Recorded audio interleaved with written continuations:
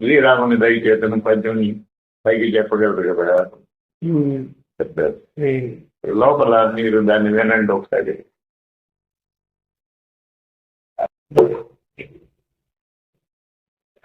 వినబడుతున్నదా?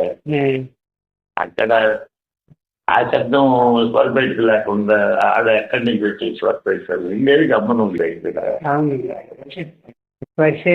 స్వరపేటకి లేకపోతే శబ్దం రాదు అని తెలిసిపోయే. అక్కడ మాట ఎక్కడ వచ్చింది స్వరపేటకి లేకుండా?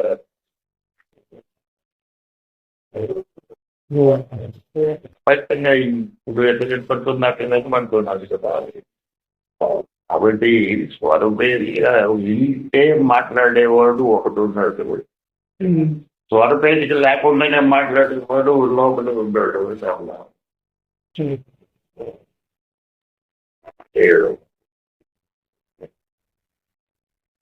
స్వరపేటకు ఉండే అవకాశం లేదు, ఉండేది ఒకటే.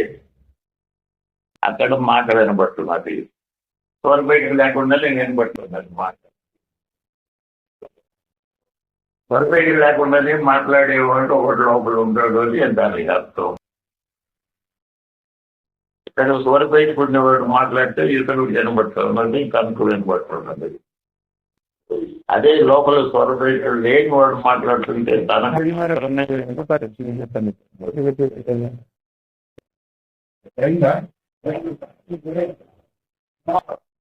స్వరపేట మీతో మాట్లాడేవాడు కూడా స్వరపేట లేనివాడే.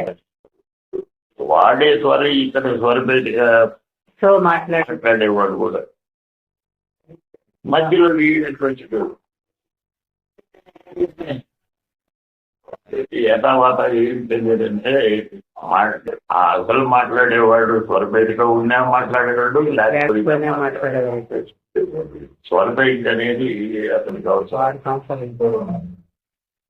మనం చేసుకునే స్వరపేట మైక్ మాదిరిగా మాట్లాడేవాడు ఇది ఉంటే అందరికి వినపడుతుంది, లేకపోతే ఆడుండేవాడికి వినపడుతుంది. అంటే సౌండ్ పైకి డెలివరీ చేయడానికి స్వరపేట ఒక బాక్స్, సౌండ్ బాక్స్ అడిగానమాట స్వరపేట. ఇది పని చేయనప్పుడు కూడా శబ్దం వినపడుతుంది, కానీ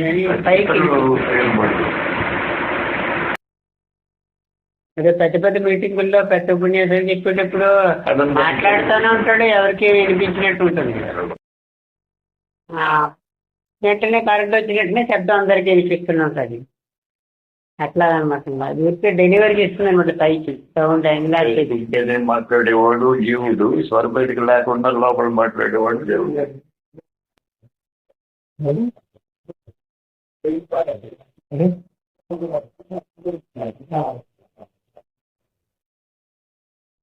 కన్నుంటేనే చూసేవాడు జీవుడు, కళ్ళు లేకుండా చూసేవాడు దేవుడు. ఇప్పుడు మీరు నన్ను ఇంట్లో వాళ్ళని గుర్తు చేసుకుంటే కళ్ళు మూసుకొని చూడాలంటే మీ మనోరాలు లవ్వుపడుతున్నదే లేదా?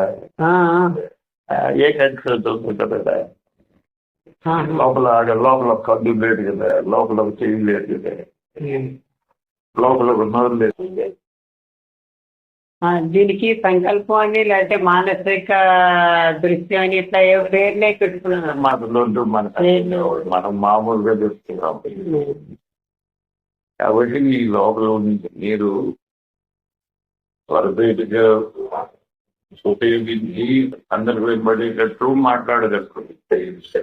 స్వరపేటకి అవసరం లేకుండానే మీకు మాత్రం వినబడేటట్టు మాట్లాడగలుగుతుంది. పలుకు మీరే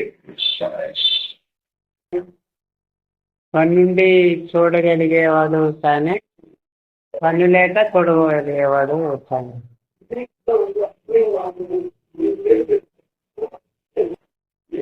మొత్తానికి తను ఉండి ఉండగలిగిన వాడు కానీ, తను లేక ఉండగలిగిన వాడు కానీ.